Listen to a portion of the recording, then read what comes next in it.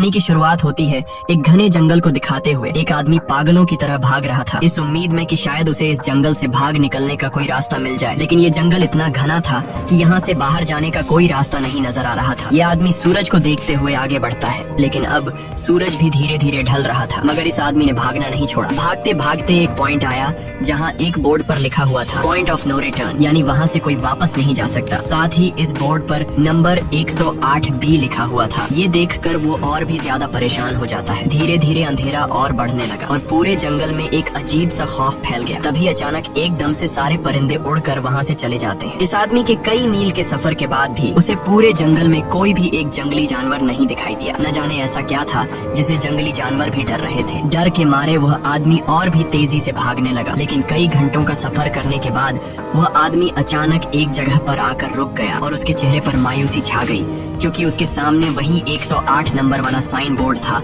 जिस पर लिखा हुआ था पॉइंट ऑफ नो रिटर्न। अब आदमी को समझ आया कि चाहे मैं जितना भी भागूं पर इस जंगल से निकल नहीं सकता। इसलिए अब वो वहाँ छुपने की जगह ढूंढने लगा, लेकिन वहाँ उसे छुपने के लिए कोई सेफ जगह नहीं मिली। इसीलिए अब वो पेड़ के ऊपर चढ़ जाता है, पर तभी उस पेड़ की टहनी टूट गई, जिससे वो आदमी काफी ऊंचाई से नीचे जमीन पर आ गिरा। पेड़ से गिरने के बाद वो बहुत ज्यादा जख्मी हो चुका था। उसे काफी गहरी चोटें आई। इससे पहले कि वो बेहोश हो जाता तभी अचानक जमीन हिलने लगी और अजीब सी गुराने की आवाजें आने लगी। वो आवाजें सुनकर आदमी के गले में सांसें अटक गई। तभी अचानक कोई उसे खींच कर ले गया। खींचने वाला कौन था ये नहीं दिखाया गया, लेकिन हमें उस आदमी की दर्द भरी चीखें सुनाई दी गई। इस इंसिडेंट के 6 दिन बाद हमें शहर में मीना नाम की एक लड़की को दिखाया जाता है जो एक बर्ड शॉप में काम करती है। तभी उसका बॉस आता है और मीना को एक गोल्डन पैरट को शहर से दूर एक जू में डिलीवर करने का ऑर्डर देता है। मीना बॉस की बात को मानते हुए अब उस पैरट को डिलीवर करने जाती है। मीना गाड़ी में बैठकर अपने मोबाइल में उस जू का लोकेशन सेट कर लेती है और अपने सफर पर निकल पड़ती है। शहर से बाहर निकलने के बाद वो एक बोर्ड पर बहुत सारे लोगों के मिसिंग फोटोज देखती है, यानी वहाँ पर कई सारे लोग गायब हो चुके थे। लेकिन मीना उन पर ज्यादा ध्यान नहीं देती और आगे बढ़ने लगती है। आगे बढ़ते दौरान मीना शॉर्टकट लेते हुए जंगल के रास्ते से गुजरती है ताकि वो जल्दी से इस पैरट को जू तक डिलीवर कर दे, और वो पहुंच गई जंगल के बीचों बीच। ये वही जगह है जहां हम पहले एक आदमी को गायब होते देख चुके हैं। वहां आकर मीना बुरी तरह से फंस चुकी थी। वो अपने मोबाइल पर मैप देखती है, लेकिन वहां मोबाइल के सिग्नल नहीं आ रहे थे और उसके कार का रेडियो भी काम नहीं कर रहा था। मीना अब वहां से वापस निकलने लगी, लेकिन अब उसे वहां से बाहर निकलने का रास्ता समझ नहीं आ रहा था। थोड़ी देर बाद मीना की गाड़ी भी खराब हो गई। मीना गाड़ी से बाहर निकलती है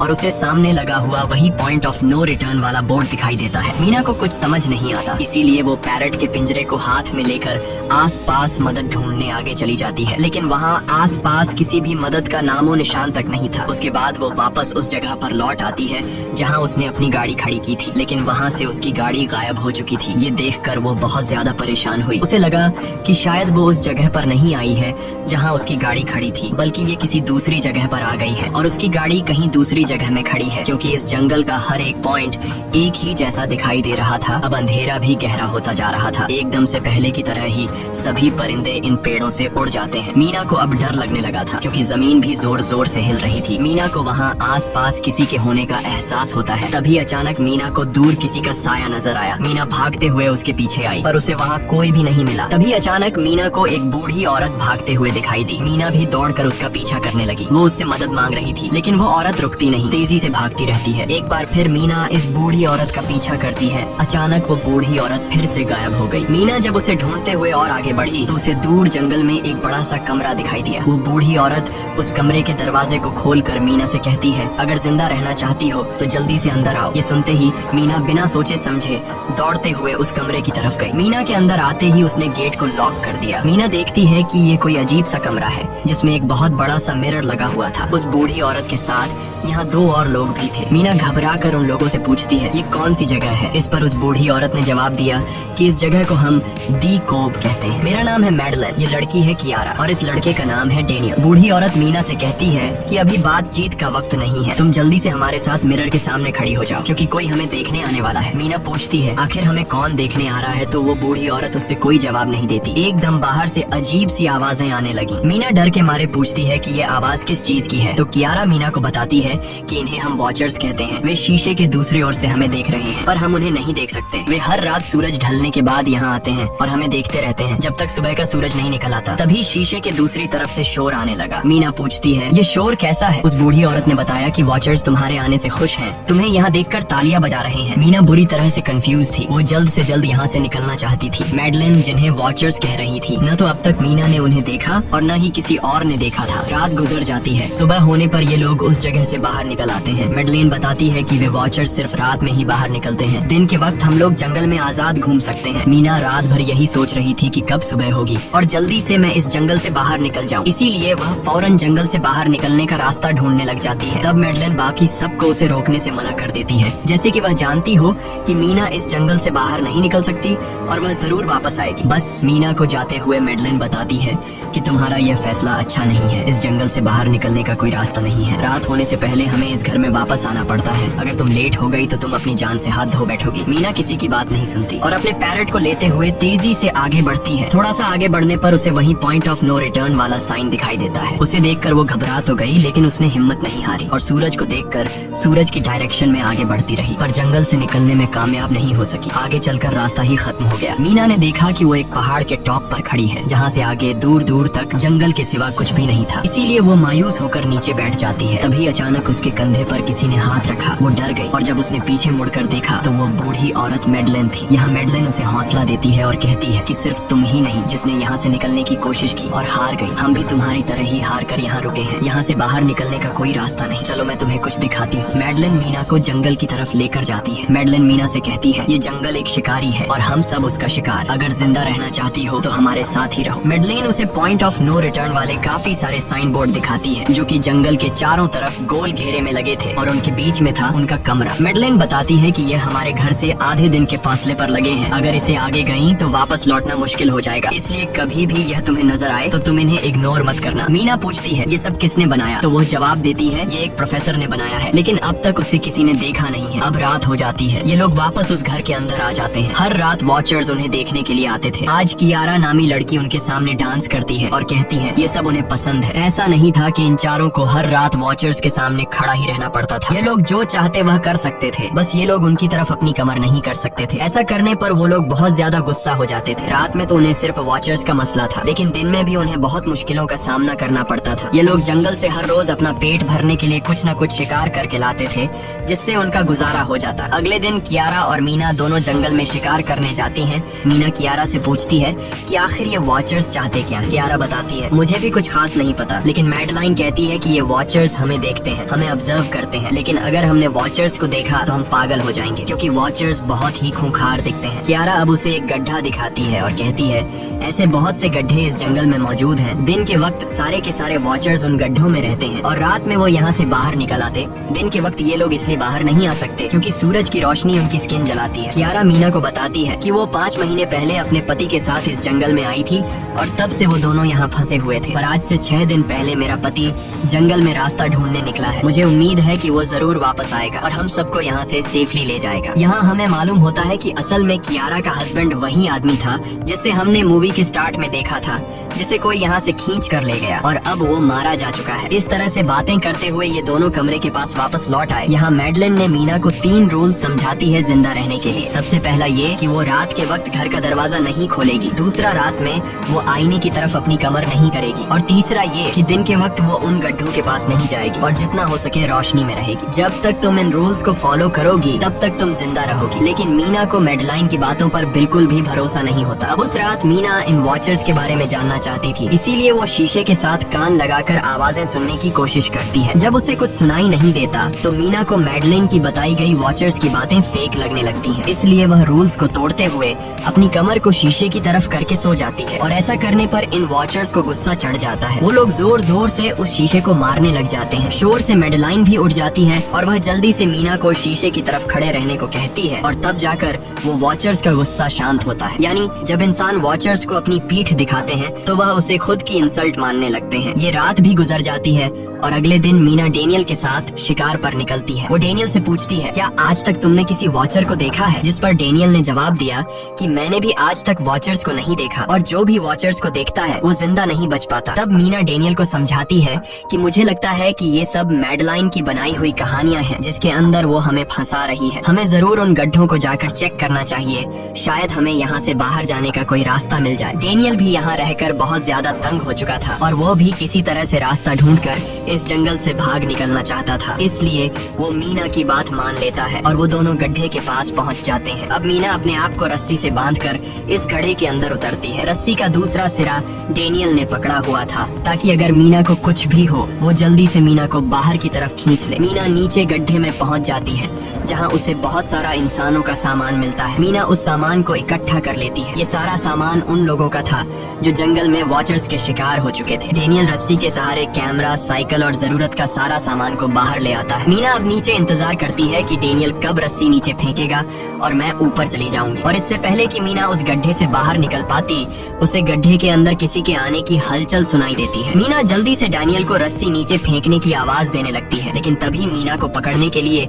एक वॉचर का हाथ बढ़ने लगता है। पर मीना धूप में खड़ी थी, इसलिए जब उस वॉचर के हाथ पर सूरज की रोशनी पड़ी तो उसका हाथ जलने लगा। इतने में डेनियल ने नीचे मीना के पास रस्सी फेंकी और मीना फौरन जल्दी से बाहर निकल आई। मीना पूरी तरह से डर गई थी। ये लोग उस सारे सामान को लेकर अपनी सेफ हाउस में आ गए, जहाँ मैडलन ने उससे पूछा, ये सामान तुम्हें कहाँ से मिला? ये लोग झूठ बोल देते हैं कि ये सामान उन्हें इस जंगल से मिला। मैडलन को इस जंगल में रहते हुए बहुत अरसा गुजर चुका था। वो जानती थी कि ये सामान उसे जंगल से नहीं बल्कि एक गड्ढे से मिला होगा। वो मीना से पूछती है, बताओ तुमने गड्ढे के अंदर क्या देखा? लेकिन मीना उसे कुछ नहीं बताती। ये लोग बहुत खुश थे कि आज रात ये लोग वॉचर्स को देख पाएंगे, क्योंकि मीना को गड्ढे के अंदर एक कैमरा मिला था। डेनियल किसी तरह जुगाड़ करके उस कैमरा को टीवी के साथ अटैच कर लेता है ताकि ये लोग भी टीवी पर वॉचर्स को देख पाए। मैडलन बार बार उन्हें समझाती है कि ये तुम लोग गलत कर रहे हो, लेकिन ये दोनों उसकी एक बात भी नहीं सुनते। आज रात ये लोग वॉचर्स के इंतजार में बैठे थे ताकि उन्हें वो देख पाए, लेकिन काफी रात होने के बावजूद भी आज कोई वॉचर उन्हें देखने नहीं आया और अब कुछ देर बाद उनके साथ कुछ अजीब सा होने वाला था। ये लोग बातचीत में मसरूफ थे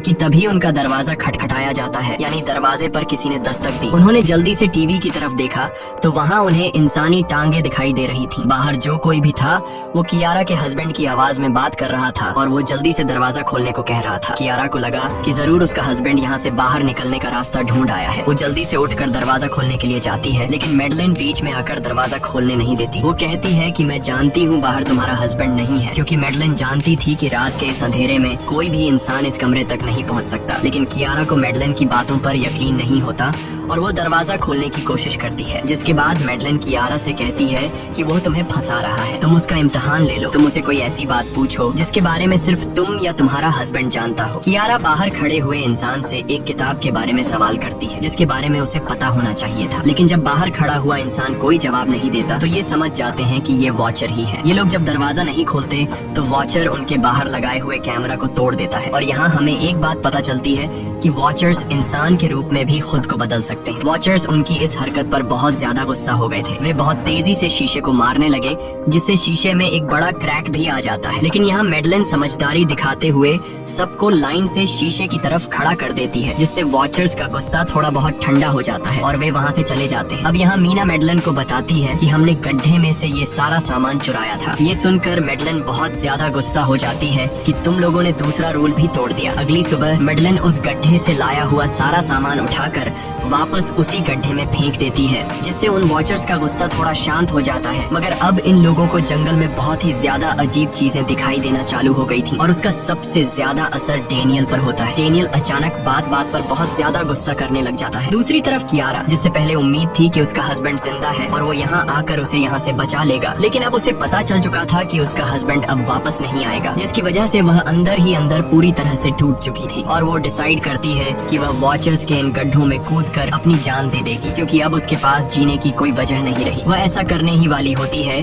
कि मीना आकर उसे बचा लेती है। इसी बीच हम देखते हैं कि डेनियल मैडलन की तरफ अजीब तरह से देख रहा होता है और वह गुस्से में आकर मैडलन को पेड़ के साथ बांध लेता है। डेनियल ने कहा कि अब मैं इस बुढ़िया के कोई रूल्स नहीं मानूंगा, अब यहाँ सिर्फ मेरी बात मानी जाएगी। अब रात होने वाली थी, इसलिए डेनियल कमरे की तरफ भागा और कियारा भी उसके पीछे भागी। लेकिन मीना मैडलिन के पास आई और उसकी रस्सियां खोलने लगी। दूसरी तरफ डेनियल ने कियारा को लेकर कमरे का दरवाजा अंदर से बंद कर दिया और मीना और मैडलिन को बाहर वॉचर्स के लिए छोड़ दिया। मीना और मैडलिन डेनियल से दरवाजा खोलने के लिए गिड़गिड़ाते रहे। डेनियल से रिक्वेस्ट करते हैं कि प्लीज दरवाजा खोल दो, लेकिन डेनियल ने दरवाजा नहीं खोला। अब बाहर चारों तरफ अंधेरा छा गया और वॉचर्स के आने का टाइम हो गया, इसलिए अब मजबूरन उन्हें अपनी जान बचाने के लिए एक घने पेड़ के नीचे रहकर छिपना पड़ा। थोड़ी देर बाद उन्हें वॉचर्स की गुराने की आवाजें आने लगी। इस टाइम मीना और मैडलिन के साथ हमें भी उन वॉचर्स की एक झलक दिखाई जाती है। ये लोग लंबे, पतले और खतरनाक थे। सब अपने अपने गड्ढों से निकलकर इंसानों को देखने के लिए उस सेफ रूम तक पहुंचते हैं और जब ये लोग देखते हैं कि मीना और मैडलिन वहाँ नहीं है तो वो उनको खाने के लिए जंगल में ढूंढने लग जाते हैं। और जब ये वॉचर्स दूर जाते हैं तो मौके का फायदा उठाते हुए ये दोनों फिर से सेफ रूम तक आ जाते हैं और डैनियल से रो रो कर दरवाजा खोलने को कहते हैं। इस बार डैनियल के दिल में रहम जाग जाता है और वो उनके लिए दरवाजा खोल लेता है। अब अंदर जाने के बाद पहले तो मैडलिन डैनियल पर गुस्सा करती है और फिर इन सबको शीशे के सामने खड़ा करके वॉचर्स के बारे में कुछ बातें बताती है। मैडलिन ने कहा कि अब तक हम बहुत से रूल्स तोड़ चुके हैं, इसलिए मुझे नहीं लगता कि इस बार वॉचर्स हमें माफ करेंगे। मैं तुम लोगों को वॉचर्स के बारे में कुछ सच्चाई बताना चाहती हूँ। दरअसल मैं जब यहाँ पहली बार आई थी तो मैंने कुछ ऐसा देखा जिससे मेरे होश उड़ गए। मैंने अपना ही एक डुप्लीकेट देखा। असल में वो एक वॉचर था जो मेरा रूप लेने की कोशिश कर रहा था। हालांकि उसकी आंखें और बाल बिल्कुल परफेक्ट नहीं थे। मीना ने पूछा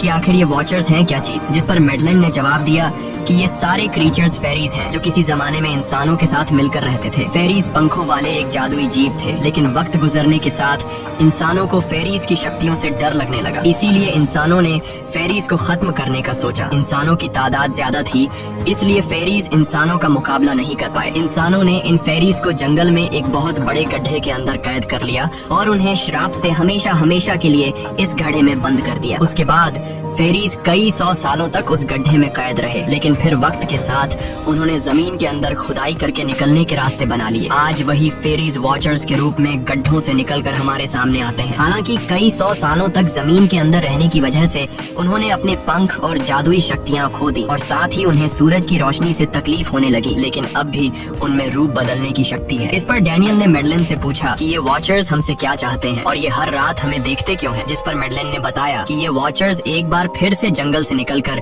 इंसानों के बीच रहना चाहते हैं, लेकिन अपने असली रूप में ये इंसानों के बीच नहीं रह सकते। इसीलिए उन्होंने हमें यहाँ रखा हुआ है ताकि हमें देखकर हमारा रूप ले सकें और हमसे आज के दौर के तौर तरीके सीखकर इंसानों के बीच रह सकें। मैडलिन ये सब बातें बता ही रही थी कि अचानक सभी वॉचर्स वापस लौट आए और जब वॉचर्स को पता चलता है कि मैडलिन और मीना वापस अपने कमरे में आ गए हैं तो वो सब गुस्से से भड़क उठे और दरवाजा तोड़ने की कोशिश करने लगे। इन चारों ने टेबल को खींचकर दरवाजे के सामने रख दिया ताकि दरवाजा वॉचर्स तोड़ न सके, लेकिन वॉचर्स की ताकत काफी ज्यादा थी और इन चारों को पता चल चुका था कि जल्द ही वॉचर्स अंदर आ जाएंगे और उन्हें मौत अपनी आंखों के सामने दिखाई दे रही थी। तभी उन्होंने देखा कि टेबल को घसीटकर दरवाजे तक ले जाने की वजह से कारपेट पलट गई है। जब उन्होंने कारपेट हटाया तो उन्हें नीचे एक बड़ा लोहे का गेट नजर आया। उन्होंने जल्दी से गेट खोला तो उन्हें पता लगा कि नीचे एक बहुत बड़ा बंकर है। ये लोग जल्दी से उस बंकर के अंदर घुस गए और ऊपर से लोहे का गेट बंद कर दिया। ये लोग इस बात को लेकर परेशान थे कि ये बंकर यहाँ पर मौजूद था और इन लोगों को पता भी नहीं चला। इस बंकर के नीचे बहुत फैसिलिटीज थी, हजारों दिन का खाना, एक कंप्यूटर और भी बहुत सारा जरूरत का सामान रखा था। मीना जानना चाहती थी कि आखिर ये जगह किसने बनाई, इसीलिए वो उस कंप्यूटर को ऑन कर लेती है। उस कंप्यूटर में बहुत सारा डेटा सेफ था, जिसे खोलने पर उन्हें पता चलता है कि ये सारी जगह प्रोफेसर मार्टिन ने बनाई थी। असल में प्रोफेसर को इन क्रीचर्स के बारे में पता था। वो इन वॉचर्स पर रिसर्च करना चाहता था, इसीलिए उसने ये बंकर बनाया था। पैसों का लालच देकर वो दूसरे इंसानों को काम के लिए यहाँ लेकर आता था और रात के वक्त मजदूरों को ऊपर कमरे में छोड़कर खुद यहाँ आकर छुप जाता था और वो वॉचर्स फिर उन इंसानों को खा जाया करते थे। अगली वीडियो में डॉक्टर मार्टिन बताते हैं कि उनकी रिसर्च के दौरान उन्हें एक सबसे अलग फेरी मिली जो रोशनी में भी उन गड्ढों से बाहर आ सकती थी। डॉक्टर बताता है कि उस वॉचर ने एक बच्ची का बिल्कुल परफेक्ट रूप ले लिया था जिसे कोई पहचान नहीं सकता था। वो बहुत अच्छी थी, उसने डॉक्टर मार्टिन को मारा नहीं। डॉक्टर मार्टिन उसे यहाँ ले आया। तभी प्रोफेसर ने कैमरा को दूसरी तरफ मोड़ा। तब उन्होंने देखा कि प्रोफेसर ने उस छोटी सी बच्ची के रूप में आए वो क्रीचर को पिंजरे में कैद कर लिया है। पता नहीं डॉक्टर उसके साथ कौन सा एक्सपेरिमेंट करने वाला था। उस कंप्यूटर में बहुत सी वीडियोस थी और हर वीडियो में कुछ न कुछ बताया हुआ था। मीना बस ये जानना चाहती थी कि आखिर में क्या हुआ, इसीलिए वो सबसे आखिरी वीडियो प्ले करती है जिसमें वह देखती है कि प्रोफेसर खुद को और उस फेरी को मारने वाले हैं। मरने से पहले वह इस जंगल में फंसे हुए लोगों के लिए यहाँ से निकलने का रास्ता बता देता है और कहता है कि शाम में जिस डायरेक्शन में परिंदे भागते हैं उस डायरेक्शन में भागने से वे लोग इस जंगल से निकल सकते हैं। उसने इस रिकॉर्डिंग मैसेज में कहा था कि अगर कोई इस जंगल से निकलने में कामयाब हो गया तो यूनिवर्सिटी में जाकर मेरी सारी रिसर्च तबाह कर देना। मैंने यहाँ आकर बहुत बड़ी गलती कर दी। उसके बाद प्रोफेसर ऊपर चले गए और फिर 2 गोलियों की आवाज आई, जिससे उन्हें समझ आया कि प्रोफेसर ने पहले उस फेरी को मारा और फिर खुद को गोली मार दी। आज रात ये चारों बहुत खुश थे क्योंकि उन्हें इस जंगल से जान छुड़ाने का रास्ता मिल गया था। अगली सुबह सभी लोग अब बंकर से बाहर निकलते हैं तो देखते हैं कि उनका सेफ हाउस उन वॉचर्स ने पूरी तरह तबाह कर दिया है और आज के दिन उन्हें लाजमी इस जंगल से निकलना होगा, वरना ये लोग मारे जाएंगे क्योंकि रात को अब उनके पास छिपने के लिए कमरा भी नहीं बचाता। ये लोग अब यहाँ जंगल से निकलने के रास्ते में बढ़ने लगते हैं। वो परिंदे जिनके बारे में प्रोफेसर बता रहे थे वे तो शाम को उड़ने वाले थे, लेकिन उन्हें शाम होने से पहले जंगल से बाहर निकलना था। इसलिए मीना अपने पास मौजूद पैरट को आजाद कर देती है। जिस डायरेक्शन में वह उड़ता है उसी डायरेक्शन में ये लोग चलने लग जाते हैं। चलते हुए रास्ते में ही उन्हें एक कब्र मिली। मैडेलिन उस कब्र को देखकर बताती है कि एक वक्त था जब ये लोग इंसानों के साथ रहते थे, लेकिन इंसानों ने उनके साथ बहुत बुरा किया, धोखा किया और उन्हें यहाँ जंगलों में फंसाकर खुद चले गए। कई घंटे सफर करने के बाद ये लोग एक नदी के पास पहुँच गए। वहाँ उन्हें प्रोफेसर का एक बोट मिला जिसको देखकर ये लोग बहुत खुश हुए, लेकिन उनकी खुशी अब कुछ ही देर की मेहमान थी क्योंकि अब अंधेरा हो चुका था और वॉचर्स के आने का वक्त हो गया था। उससे पहले कि ये लोग डॉक्टर मार्टिन की बोट में बैठकर यहाँ से दूर चले जाते तभी उन्हें पीछे से किसी की आवाज आई। जब उन्होंने पीछे मुड़कर देखा तो वो कियारा का हस्बैंड था जो मदद के लिए चिल्ला रहा था। वो बहुत ही जख्मी हालत में था। बाकी सब बोट में बैठ चुके थे, इसलिए डेनियल अकेला उसकी मदद के लिए गया। डेनियल कियारा के हस्बैंड को खींचकर बोट की तरफ लाने लगा, लेकिन तभी ये लोग बोट से देखते हैं कि डेनियल जिसकी मदद करने गया वह कोई इंसान नहीं बल्कि एक वॉचर है जिसने उनके सामने ही डेनियल का रूप ले लिया। वो लोग कुछ भी नहीं कर पा रहे थे। अब उस वॉचर ने डेनियल को मार दिया। उन्हें इस बात का पता था कि वॉचर्स इस नदी को पार नहीं कर सकते हैं और फाइनली ये लोग खुद इस नदी को पार करके शहर तक पहुंच जाते हैं। और कहानी में असल ट्विस्ट इसके बाद आया। शहर पहुंचने के बाद ये तीनों अलग अलग रास्तों पर चले गए और कुछ दिनों बाद अब मीना जल्दी से डॉक्टर मार्टिन के कहने के मुताबिक उनके यूनिवर्सिटी में उनका सारा डेटा खत्म करने के लिए आई। उससे पहले कि वह उनका रिसर्च डेटा डिलीट कर देती तभी उससे वहाँ एक टेप रिकॉर्डर मिला और उस टेप रिकॉर्डर से मीना को एक नया राज मालूम हुआ। जब हजारों साल पहले इंसान और फेरीज एक साथ रहते थे तो तब उनकी शादी भी हुआ करती थी। इंसान और फेरी के मिलन से जो बच्चे पैदा होते थे उनमें इंसान और फेरी दोनों के गुण होते थे। उन्हें हाफलिंग्स कहा जाता था। उन हाफलिंग्स में एक खासियत थी कि वे रूप बदलने में इतने माहिर होते थे कि वे किसी मरे हुए इंसान का रूप भी बदल सकते थे। प्रोफेसर का मानना था कि जब इंसानों ने फेरीज को जंगल के अंदर गढ़ों में कैद कर लिया था तब हाफलिंग इंसानों के बीच अपना रूप बदलकर चुपके से रहने लगे और वो आज भी किसी न किसी रूप में इंसानों के बीच मौजूद है। मीना जब प्रोफेसर के ऑफिस में आई और वहाँ पर जांचबीन करने लगी तो वहाँ उसके हाथ कुछ ऐसी तस्वीरें लगी जिसने उसके होश उड़ा दिए। उसने देखा कि तस्वीर में जो प्रोफेसर के साथ लेडी खड़ी है वो कोई और नहीं बल्कि मैडेलिन है और असल में मैडेलिन प्रोफेसर की वाइफ है। वो कंफ्यूज हो जाती है कि मैडेलिन ने उसे यह बातें क्यों नहीं बताई। इस भारी कंफ्यूजन को शेयर करने के लिए वो कियारा के पास आती है और उसे बताती है कि जिस मैडेलिन से हम जंगल में मिले थे वो असल में प्रोफेसर मार्टिन की वाइफ है, लेकिन उसने हमें ये सच्चाई इसलिए नहीं बताई क्योंकि वो खुद एक इंसान नहीं बल्कि एक रूप बदलने वाली फेरी थी। मैंने जब रिसर्च किया तो मुझे पता चला कि काफी साल पहले प्रोफेसर की वाइफ मैडेलिन कैंसर की वजह से मर गई थी। ये सुनकर कियारा कहती है कि फिर वो मैडेलिन कौन थी जो इतने समय से हमारे साथ थी। इस पर मीना कहती है मुझे सब समझ आ रहा है। दरअसल प्रोफेसर अपनी वाइफ के मरने से बहुत दुखी थे और उसे हर हाल में वापस पाना चाहते थे और जब प्रोफेसर को इन रूप बदलने वाली फेरीज के बारे में पता चला तो प्रोफेसर ने उस रूप बदलने वाली फेरी को पिंजरे में कैद किया जो एक बच्ची का परफेक्ट रूप लेकर उनके पास आई थी। प्रोफेसर ने अपनी वाइफ की फोटो दिखाते हुए उस फेरी को अपनी वाइफ मैडेलिन जैसा बना दिया क्योंकि वो फेरी बाकी फेरीज से अलग थी। वो दिन में भी बाहर आ सकती थी। मीना ने कहा कि मैंने मैडेलिन को यहाँ बुला लिया है, हमें किसी तरह से करके उसे वापस जंगल भेजना होगा। तभी एक कार वहाँ आकर रुकी। जब उस कार से जो इंसान उतरा उसे देखकर मीना के गले में सांस अटक गई। वो कियारा थी, यानी कि अब तक जो मीना के साथ थी वो मैडेलिन थी। उसने कियारा का रूप ले रखा था। कियारा जैसे ही घर के अंदर आई तभी मैडेलिन ने कियारा के हस्बैंड के रूप में बदलकर उसे बेहोश कर दिया। मीना ने मैडेलिन से कहा आखिर तुम चाहती क्या हो, जिस पर मैडेलिन गुस्से में आकर कहा मैं फेरीज की सबसे अलग मखलूक हूँ। मेरे सभी साथी बचपन से मुझे चिढ़ाते थे, वो मुझे अपने साथ नहीं रहने देते क्योंकि मैं सबसे अलग थी। मैं उस जंगल में अकेली पड़ चुकी थी और मैं उस जंगल से निकलकर बाहर लोगों के साथ मिलकर रहना चाहती थी। फिर एक दिन प्रोफेसर उस जंगल में आया, उसने मुझे पिंजरे में कैद कर लिया। उसने मुझसे कहा कि अगर मैं उसकी वाइफ का रूप ले लूं तो वह मुझे जंगल से बाहर ले जाएगा। मैंने उसकी बात मान ली। प्रोफेसर ने मुझे मैडेलिन की सारी सारी बातें सिखाई और बाद में उस धोखेबाज प्रोफेसर ने मुझे मारने की कोशिश की, लेकिन उससे पहले कि वो मुझे मार पाता मैंने उसे ही मार डाला। तुम इंसान कभी भी भरोसे के लायक नहीं थे और न ही रहोगे। अब तुम भी मेरी सच्चाई जान चुकी हो, इसलिए तुम्हें भी मरना होगा और तुम्हें मारने के बाद मैं तुम्हारे रूप में इंसानों के बीच रहूंगी। यह कहकर मैडलेन ने मीना का रूप ले लिया और उसका गला दबाकर उसे मारने लगी। तब मीना ने मैडलेन से कहा कि क्या प्रोफेसर ने तुमसे यह नहीं कहा कि तुम क्यों दिन में निकल सकती हो? असल में तुम हाइब्रिड हो, आधी इंसान और आधी फेरी, इसीलिए तुम इंसानों और फेरीज के बीच रह सकती हो। मुझे पता है कि दुनिया में अकेला रहना कैसा होता है, लेकिन तुम अकेली हाफलिंग नहीं हो। तुम्हारे जैसे और भी हाफलिंग्स हैं जो किसी न किसी रूप में इंसानों के बीच रह रहे हैं। इस सच्चाई का पता चलते ही मैडलेन का शरीर अचानक अपने असली रूप में आने लगा। देखते ही देखते उसके पंख निकल आए, जिसके बाद वो मीना को यहीं पर छोड़कर यहाँ से उड़ जाती है। इसके बाद कुछ हफ्तों के बाद का सीन दिखाया जाता है, जहाँ मीना अपनी सिस्टर के साथ रहने लगी है। उसने अपनी सिस्टर को बताया कि शायद वो फेरी अभी भी मेरा पीछा कर रही है। तब मीना की सिस्टर उसे कहती है कि तुम डरो मत, ऐसा कुछ नहीं है। और कहानी के एंड में हम एक छोटी बच्ची को देखते हैं जो कि उस वक्त मीना के घर के नीचे खड़ी थी। ये कोई और नहीं बल्कि मैडलेन थी, जो अब उनके दुनिया में उस रूप में रह रही है। और इसी के साथ ये कहानी खत्म हो जाती है। अगर आपको ये वीडियो अच्छी लगी हो तो हमारे चैनल को सब्सक्राइब और वीडियो को लाइक जरूर कीजिएगा।